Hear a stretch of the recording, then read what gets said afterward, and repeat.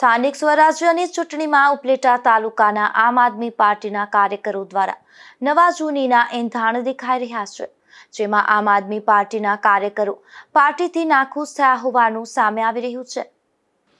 ઉપલેટા તાલુકા પંચાયતની સીટોને લઈને આમ આદમી પાર્ટી દ્વારા જાહેર કરાયેલા ઉમેદવારોની ટિકિટો પાછી ખેંચી લેવાતા મોટા ભાગના કાર્યકરોમાં નારાજગી જોવા મળી રહી છે, જેમાં આમ આદમી પાર્ટીના ધારાસભ્ય હેમંત ખવાહના કહેવાથી પાર્ટીએ ટિકિટો કાપી હોવાના કાર્યકર્તાઓ આક્ષેપ કરી રહ્યા છે અને ઉપલેટા ધોરાજીના કાર્યકર્તાઓએ મીટિંગ બોલાવી ઉચ્ચ કક્ષાએ ટિકિટ પરત મેળવવા રજૂઆતો કરી હતી।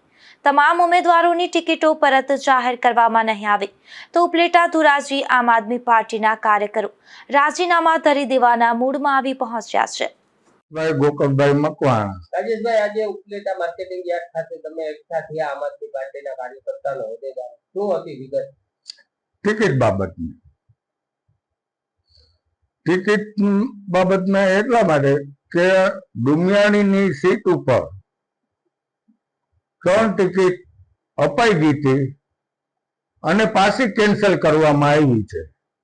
તો કયા કારણે કેન્સલ કરવામાં આવી છે એ કઈ સમજાતું નથી અને એક વ્યક્તિ ના કહેવાથી અને માજી ચાલુ ધારાસભ્ય હેમંતભાઈ ખવાસ ઉપલેટા તાલુકાની અંદર આ સ્વરાજની ચૂંટણીની અંદર માથાકૂટ કરતા હોય તો એનો તાલુકો સાચવવો જોઈએ।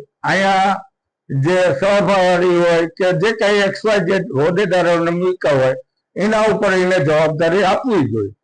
તો આ બાબતે અમે અસંતોષ છીએ અને જો આનો કોઈ જાતનો ઉપરથી નિર્ણય નહીં લેવામાં આવે તો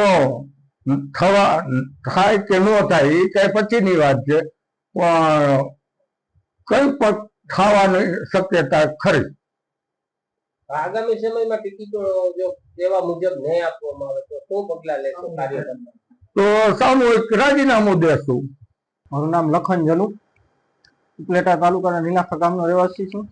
મારા આમ આદમી પાર્ટીમાંથી ઘણો સીટ ઉપર મારું નામ ડિક્લેર કરવામાં આવ્યું હતું આમ આદમી પાર્ટી દ્વારા। તે નામ મારી વિગત આવી ગઈ હતી, મેં એનું સેલિબ્રેશન પણ કરી લીધું હતું। તે નામ જાહેર કરીને પાર્ટી દ્વારા પાછું ખેંચવામાં આવ્યું છે। તેના સંદર્ભે ઉપલેટા તાલુકા, ઉપલેટા તથા ધોરાજી તાલુકાના આમ આદમી પાર્ટીના તમામ કાર્યકર્તાઓ, સભ્યો, હોદ્દેદારો બધા આ બાબતે ચર્ચા કરવા શ્રી માર્કેટિંગ યાર્ડ ખાતે ઉપલેટા આપણે એકઠા થયા છીએ।